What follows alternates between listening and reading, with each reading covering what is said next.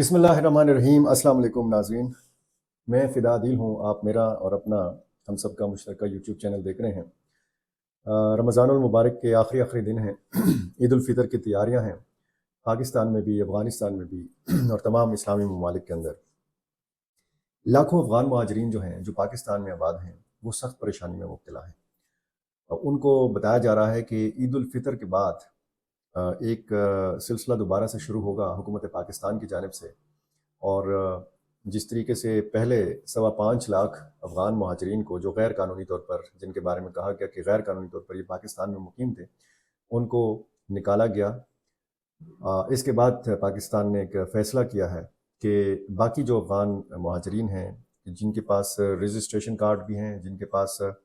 जो अफ़गान शहरियत के जो कार्ड हैं वो भी उनके पास मौजूद हैं, उनको भी निकाला जाएगा।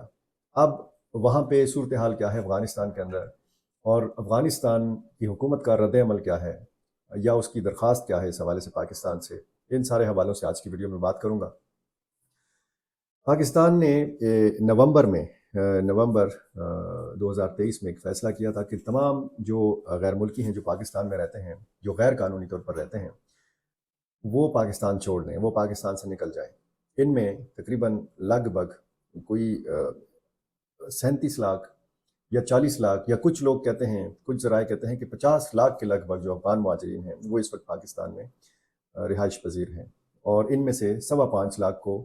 वापस भिजवाया जा चुका है। इनमें कुछ रज़ाकाराना तौर पर गए, कुछ को डिपोर्ट किया गया, ज़बरदस्ती भेजा गया, जबरन भेजा गया अफ़गानिस्तान।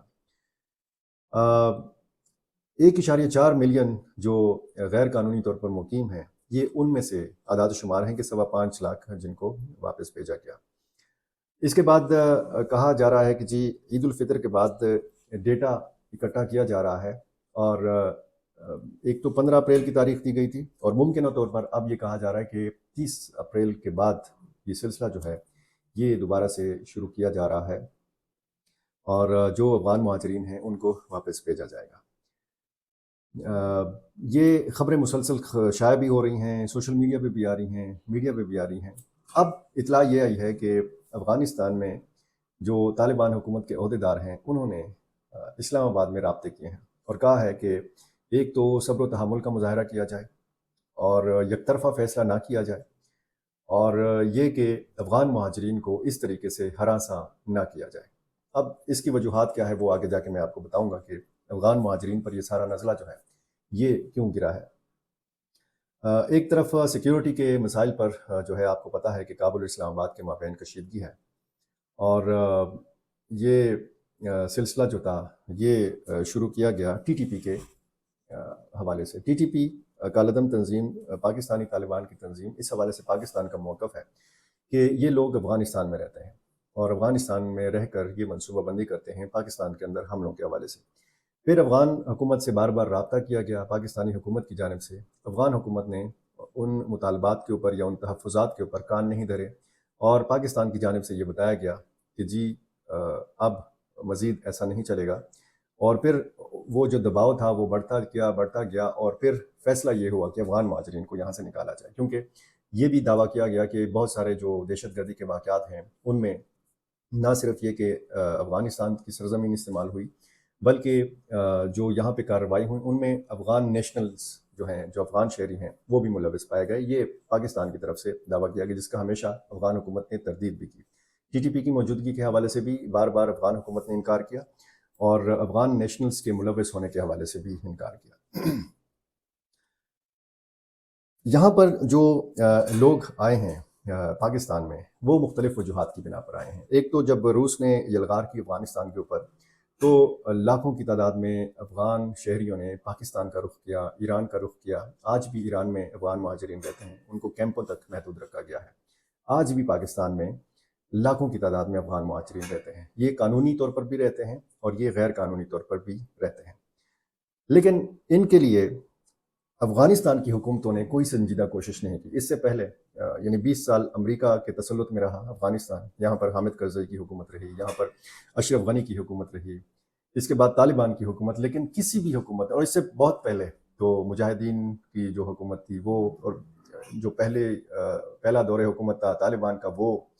یعنی کسی بھی حکومت میں جب روس کو یہاں افغانستان کے اندر شکست ہوئی تو یہ نہیں سوچا گیا کہ جی جو بیرون ملک افغان مہاجرین ہیں ان کو واپس بسایا جائے افغانستان کے اندر، ان کو لگایا جائے افغانستان کی تعمیر نو اور افغانستان کی ترقی کے اوپر۔ ظاہر ہے کہ لٹے پٹے افغانستان میں وہ مواقع نہیں تھے، جنگ زدہ ملک تھا، وہاں پہ بے روزگاری تھی، وہاں پہ صرف آپ بیابانوں میں، صرف آپ صحراؤں میں، صرف پہاڑوں میں زندگی نہیں بسر کر سکتے۔ یہ افغان مہاجرین آئے، انہوں نے محنت مزدوری شروع کی، مختلف ممالک میں وہ گئے، یورپ میں بھی ہیں، اچھی زندگی گزار رہے ہیں، لیکن جو پاکستان میں افغان مہاجرین ہیں ان میں بہت زیادہ تعداد جو ہے، اکثریت جو ہے وہ اچھی زندگی نہیں گزار رہے ہیں۔ وہ افغان مہاجرین جو ہیں وہ محنت مزدوری کرتے ہیں، بہت کم ایسے افغان ہیں جو صاحب استطاعت ہیں، مالدار ہیں، جن کے پاس سرمایہ ہے۔ اب جب افغانستان میں دوبارہ برسر اقتدار آئے طالبان، تب بھی تقریباً 6 سے لے کر 8 لاکھ تک بتایا جا رہا ہے کہ افغان باشندے جو ہے یہ پاکستان آ گئے۔ یہ افغان طالبان کو پسند نہیں کرتے تھے، ان کو ایک خوف تھا کہ شاید افغان طالبان آئیں گے تو پتہ نہیں کیا ہو جائے گا، تو یہ وہاں سے بھاگ کھڑے ہوئے اور یہ پاکستان منتقل ہوئے۔ یعنی جو افغانستان کے لوگ پاکستان میں مقیم تھے ان میں مزید 6 یا 8 لاکھ افراد کا اضافہ ہوا۔ یہ بہت بڑی تعداد ہے، اور ظاہر ہے کہ جب ایک ملک میں جب وہ خود مسائل سے دوچار ہو تو اس میں اتنی بڑی تعداد میں جب دوسرے ملک سے لوگ آتے ہیں تو پھر ظاہر ہے کہ مسائل بڑھتے ہیں۔ اسی طرح کی بات میں کرتا ہوں، جب یہاں سے افغان مہاجرین لاکھوں کی تعداد میں ایک ایسے ملک میں جائیں گے کہ جہاں انفراسٹرکچر نہیں ہے، جہاں کی حکومت اس قابل ابھی نہیں ہوئی کہ وہ اتنے لاکھوں افغان مہاجرین کی دیکھ بھال کر سکے، وہاں پہ روزگار کے مواقع نہیں ہیں، وہاں پہ رہائش کا بندوبست نہیں ہے، تو ظاہر ہے کہ اب افغانستان کے لیے بھی مسائل ہیں، اس میں کوئی شک نہیں ہے۔ یہ جو سلسلہ ہم دیکھ رہے ہیں، اب وہاں سے جو لوگ آئے ہیں، جیسے بتایا جاتا ہے کہ جی صحافی، وہاں پہ خواتین، وہاں پہ این جی اوز کے ساتھ کام کرنے والے، وہاں پہ امریکہ اور برطانیہ کے لیے کام کرنے والے، وہاں پہ میوزیشنز جو شعبہ موسیقی کے ساتھ وابستہ لوگ ہیں، کہتے ہیں کہ ان کے لیے بڑے مسائل ہیں۔ یہ اگر پاکستان سے بے دخل کیے جائیں گے، یہ لوگ اگر افغانستان ان کو بھیجا جائے گا تو وہاں پر ان کی زندگی کو خطرات لاحق ہیں، یہ کہا جاتا ہے۔ اب افغان پناہ گزینوں پر جو اس وقت ہو رہا ہے، یہ اس سے قبل جو ہوا، جو ان کو بے دخل کیا گیا، ایمنسٹی انٹرنیشنل نے اس حوالے سے پاکستان سے کہا تھا کہ افغان مہاجرین کو ملک بدر کرنے کے لیے دوسرا مرحلہ جو ہے اس کو روکا جائے، خاص طور پر خواتین اور لڑکیوں کا جو تحفظ ہے وہ یقینی بنایا جائے۔ پاکستان کی نئی حکومت شہباز شریف کی سربراہی میں قائم ہو چکی ہے، آپ کو پتہ ہے، اور اس تنظیم نے اس نئی حکومت سے بھی یہ کہا تھا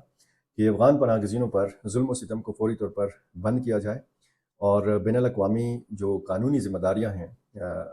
وہ ذمہ داریاں حکومت پاکستان پوری کرے، اور وطن واپسی کا جو اصول ہے وہ اصول اپنایا جائے، اس طرح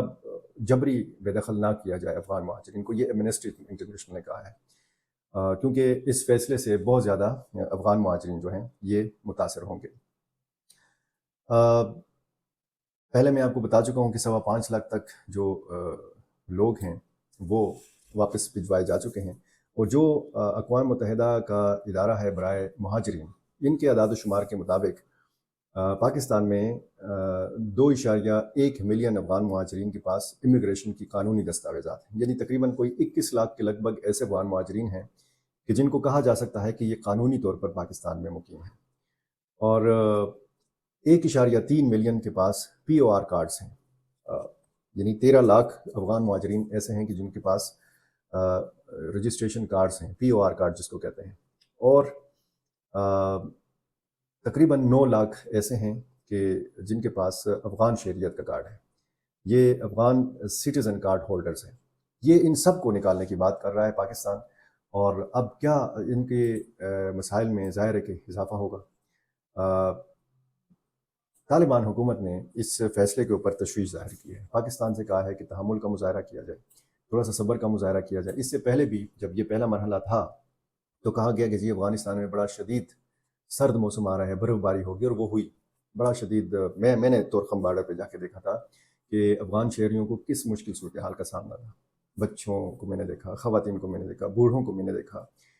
تو ظاہر ہے کہ جب یہ سلسلہ دوبارہ سے شروع ہوگا تو اس حوالے سے اب امکان کیا ہے کیا اسلام آباد اور کابل اس مسئلے کے اوپر بیٹھ کر بات چیت کر سکتے ہیں؟ جس طریقے سے حال ہی میں پاکستان اور افغانستان کی تجارت جو متاثر ہوتی رہی دونوں ملکوں کی جو کشیدگی ہے اس کی وجہ سے، تو ایک معاہدہ طے پایا ہے، اور اس معاہدے میں سب سے اہم نکتہ جو ہے وہ یہ ہے کہ اسلام آباد اور کابل کے تعلقات چاہے جیسے بھی ہوں، دونوں ملکوں کی تجارت کو متاثر نہیں ہونا چاہیے۔ اب معاملہ ہے ٹی ٹی پی کا یا معاملہ ہے پاکستان کی سیکیورٹی کا، تو ظاہر ہے کہ ایک بہت بڑا دباؤ اس صورت میں ڈالا جا سکتا تھا افغانستان کی حکومت پر، اور وہ دباؤ ڈالا گیا۔ نگران حکومت تھی، انوار الحق کاکڑ وزیر اعظم تھے، بڑا سخت قسم کے بیانات دیتے تھے، اور وہ دعویٰ کرتے تھے کہ جب سے افغانستان میں طالبان برسر اقتدار آئے ہیں تو پاکستان میں دہشت گردی کے واقعات میں 60% اضافہ ہوا ہے، اور خودکش حملوں میں 500% اضافہ ہوا ہے۔ اور اس میں بار بار جب افغان مہاجرین کی واپسی کے حوالے سے بات ہوتی ہے تو ممتاز زہرا بلوچ جو ترجمان ہیں پاکستانی دفتر خارجہ کی اور ہفتہ وار بریفنگ دیتی ہیں، اسی معاملے کے اوپر سوال کیا گیا ان سے، اور انہوں نے کہا کہ جی پاکستان کا فیصلہ جو ہے یہ اٹل ہے، اور کہتے ہیں افغانوں سمیت تمام غیر قانونی جو تارکین وطن ہیں ان کو ملک بدر کیا جائے گا، یہ پاکستان کا فیصلہ ہے۔ اور انہوں نے یہ بھی الزام لگایا تھا کہ پاکستان میں سیکیورٹی کے واقعات کی جو واقعات ہوتے ہیں اس میں افغانستان کی سرزمین استعمال ہوتی ہے، اور ان میں غیر قانونی جو افغان مہاجرین ہیں یا جو باقی غیر ملکی ہیں یہ ایسے واقعات میں پاکستان کے اندر ملوث ہیں۔ تو یہ صورتحال ہے، اور اس میں نے آپ کو بتایا کہ خواتین، لڑکیوں، صحافیوں اور سول سوسائٹی کے جو کارکن ہیں ان کو بہت زیادہ مسائل کا سامنا ہے، وہ سخت پریشان ہیں اس معاملے پہ۔ دیکھنا اب یہ ہے کہ عید الفطر کے بعد کیا فیصلہ ہوتا ہے، کیا کابل سے اس حوالے سے بطور خاص رابطہ کیا جائے گا اسلام آباد سے، اور کیا اسلام آباد یہ مان لے گا کہ اس میں تھوڑی بہت ترمیم ہونی چاہیے، اور اگر یہ ترمیم ہوتی ہے تو پھر ظاہر ہے کہ پہلے اسی پر فوکس کیا جائے گا کہ جو غیر قانونی افغان مہاجرین ہیں ان کو پہلے مرحلہ میں مکمل طور پر پاکستان سے باہر نکالا جائے۔ ایک باقاعدہ ملاقات ہوئی تھی افغانستان میں طالبان حکومت کے جو پناہ گزینوں اور واپسی کے نائب وزیر ہیں مولوی عبدالرحمن راشد، ان کی کابل میں پاکستانی سفارت خانے کے نائب ناظم الامور جنید وزیری سے ملاقات ہوئی تھی۔ انہوں نے یہ بتایا تھا انٹرنیشنل میڈیا کو کہ اس ملاقات کا بنیادی موضوع جو تھا وہ افغان عازمین حج کے بارے میں تھا جو پاکستان کے راستے حج کے لیے سعودی عرب جا رہے تھے، اور اس ملاقات میں جو پناہ گزین کا معاملہ ہے، افغان مہاجرین کی واپسی کا معاملہ ہے، اس پر بھی تبادلہ خیال کیا گیا، اور یہ ان کے مطابق کہ اس بات پر اتفاق کیا گیا کہ یہ معاملہ جو ہے افہام و تفہیم سے حل ہونا چاہیے، اور کوئی ایسا مشترکہ میکانزم قائم ہونا چاہیے تاکہ نہ تو افغان حکومت کو کوئی پریشانی ہو اور نہ متاثر ہونے والے افغان مہاجرین کو کوئی پریشانی ہو۔ یعنی بجائے یہ کہ آپ ایک مختصر مدت دیں، ایک 15 دن دیں، ایک مہینہ دیں یا 2 مہینے دیں، کہ آپ ان 2 مہینوں میں 3 مہینوں میں پاکستان چھوڑ کر چلے جائیں، کیونکہ شروع مرحلے میں بھی ہم نے یہ دیکھا تھا کہ افغان مہاجرین کے بہت سارے تحفظات تھے، بہت سارے ان کے مطالبات تھے۔ انہوں نے کہا تھا کہ ہم نے یہاں پہ 40-45 سال گزارے ہیں، وہ شکر گزار تھے افغانستان کے لوگ جو پاکستان میں پیدا ہوئے، پاکستان میں انہوں نے 40-45 سال گزارے، انہوں نے حکومت پاکستان کا بھی اور پاکستانی بالخصوص پاکستانی عوام کا شکریہ ادا کیا کہ انہوں نے 40-45 سال تک ان افغانوں کی پاکستان کے اندر مہمان نوازی کی۔ وہ یہیں پہ پیدا ہوئے، ان کی 1-2 نسلیں یہاں پہ پیدا ہوئیں، تو بہت مشکل ہے ان کا اپنا سارا جو کاروبار زندگی ہے وہ سمیٹنا، جس ان ذریعے معاش جن کا تھا، جو بھی تھا وہ کاروبار سمیٹنا، ایک ایسے ملک میں جانا کہ جس کے لیے وہ کبھی تیار نہیں تھے۔ ایسے بھی میں نے نوجوانوں کو دیکھا، 35 سال اور 40 سال کے لوگوں کو میں نے دیکھا کہ وہ پہلی دفعہ افغانستان جا رہے تھے۔ انہوں نے اپنے علاقوں کا، اپنے صوبوں کا، اپنے گاؤں کا، اپنے ضلع کا نام تو سنا تھا، لیکن وہ کبھی گئے نہیں تھے کیونکہ حالات ایسے نہیں تھے۔ تو ظاہر ہے کہ جب آپ نے ایک جگہ پہ، ایک ملک میں، ایک شہر میں 40-45 سال گزارے ہوں اور آپ کو کہا جائے کہ جی 15 دن میں، 1 مہینے کے اندر اندر آپ اپنا سارا بوریا بستر گول کر کے آپ چلے جاؤ یہاں سے، تو ظاہر ہے کہ بہت مشکل صورتحال ہوتی ہے۔ تو اب دیکھنا یہ ہے کہ چونکہ ایک انسانی معاملہ بھی ہے، یہ معاملہ صرف غیر قانونی تارکین وطن کا نہیں ہے، یہ معاملہ انسانی ہے۔ اور جب بھی میں تورخم بارڈر گیا تو میں نے افغان مہاجرین کو ذہن میں رکھ کے یہ بات نہیں کر رہا ہوں کہ میں نے وہاں پہ بچوں کو دیکھا، خواتین کو دیکھا، بوڑھوں کو دیکھا، میں نے وہاں پہ انسانوں کو دیکھا۔ یہ بات میں پہلے بھی کر چکا ہوں کہ میں وہاں پہ انسانوں کو دیکھتا رہا، انسانوں کے بچوں کو دیکھتا رہا کہ کس مشکل صورتحال سے وہ دوچار ہیں۔ تو اس معاملے میں بالکل ٹھنڈے مزاج کے ساتھ، تحمل کے ساتھ یہ دیکھنا ہوگا کہ کیا ایسا میکینزم ہو سکتا ہے کہ جس سے دونوں ملک راضی ہوں اور دونوں ملکوں کے عوام بھی راضی ہوں. کیونکہ میں کمنٹس میں پھر دیکھتا ہوں بہت سارے لوگ افغانستان کے لوگوں سے بیزاری کا مظاہرہ کرتے ہیں، اظہار کرتے ہیں. اسی طرح بہت سارے افغان جو ہیں وہ پاکستانیوں سے متعلق یا حکومت پاکستان سے متعلق یا پاکستانی فوج سے متعلق بہت زیادہ بیزاری کا اظہار کرتے ہیں. تو یہ جو بیزاری کا اظہار ہے یہ سلسلہ رکنا چاہیے. پاکستان اور افغانستان کے جو دیرینہ تعلقات رہے ہیں، برادرانہ تعلقات رہے ہیں، دونوں اسلامی ملک ہیں، دونوں کے مفادات جو ہیں وہ مشترکہ ہیں، دونوں کا دشمن ایک ہے. تو یہ بہت سارے حوالے ہیں، تو ان سارے حوالوں سے دیکھنا ہوگا